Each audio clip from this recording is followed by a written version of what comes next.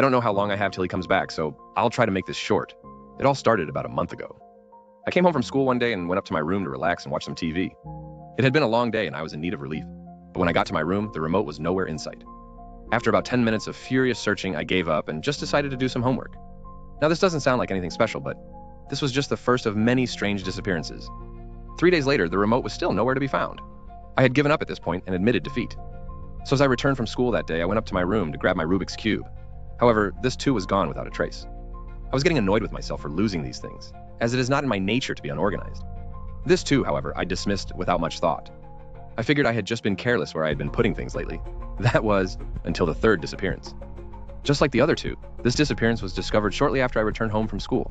It had been a week and a half since the case of the remote control. I was feeling stressed out after finals, and I wanted to unwind with a little herb. I lifted the floorboard where I hide my stash and stared in a mixture of disbelief and anger to find it wasn't there anymore. There was no way I had misplaced it. I was far too careful for that. I couldn't tell my parents nor the police for obvious reasons. I decided I had to take matters into my own hands. So I set up a hidden webcam to see what was really going on. After 2.5 weeks, I came up with nothing. All disappearances had stopped, and all to be seen by the camera was my restless body tossing and turning. I ended up keeping the camera hooked up because I found my actions in my sleep intriguing. Every day I would play a time-lapse of the night before and see what I had done. Apparently, I even have a mild habit of sleepwalking. I concluded that I was the one who had been taking my objects, and I wasn't even aware of it. I wish I could say, this is where my story ends. But unfortunately, that is not so. Today I got home and went up to my room to watch some TV. I finally got a replacement and was looking forward to some relaxation time. As I opened the door to my room, I saw a small lump under the blankets on my bed. Curious, I uncovered the mysterious lump. I was hit by immediate confusion when I saw what it was. On my bed laid all my missing items and a note. The note looked like it had been written by a 6-year-old, but was somehow off. It was childish, but it almost seems as if whoever wrote it was in pain.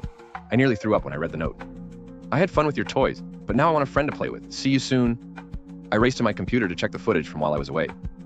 I don't think you'll ever be able to get the image of what I saw out of my mind. I paused the recording when I had the clearest view of it. Before me on my monitor was the most disturbing creature I've ever seen.